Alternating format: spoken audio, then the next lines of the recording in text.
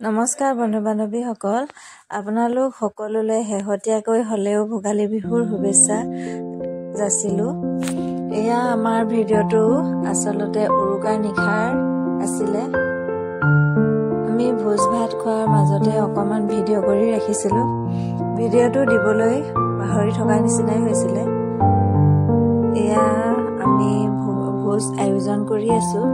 তাৰ মাজতে যথেষ্ট ঠাণ্ডা আছিলে, যিহেতু আমাৰ পোৱালীকেইটা এনেকৈ ককাকৰ লগত বৰ্তাকৰ লগত শুই আছে আৰু অকণমান ফূৰ্তি কৰি এনেদৰে আমি সকলোৱে ভোজৰ আয়োজন কৰি আছোঁ।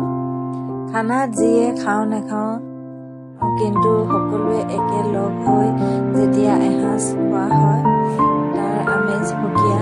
আকৌ এফালে আমাৰ সকলোৱে মেজি কাম কৰি থকাৰ মাজতে অকণমান ফূৰ্তি কৰিছে, কিয়নো এনেদৰে আমি বহুত দিনৰ মূৰত লগ খাওঁ।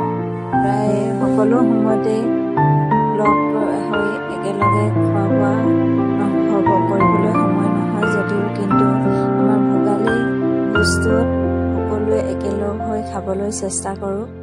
আৰু এনেদৰে আমাৰ মৰম চেনেহবোৰ সদায় থাকক, সকলোৱে ভালে কুশলে থাকক, তাকে আশা কৰিছোঁ। আৰু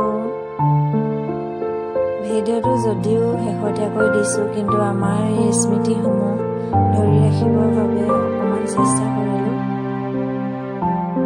কিয়নো আজিকালি এনেদৰে প্ৰায় লগ হৈ খোৱা মানুহৰ সময়ৰো অভাৱ হৈছে। প্ৰায় সকলোৱে ব্যস্ত হৈ থাকে আৰু ইফালে আমাৰ ল'ৰা ছোৱালীবোৰ আহিছে। এনেদৰে সকলোৱে হয় ফূৰ্তি কৰি এসাঁজ খালোঁ। খোৱা বোৱা কাম চলিছে। সৰুখিনিক আচলতে আগতীয়াকৈ দি লৈছোঁ।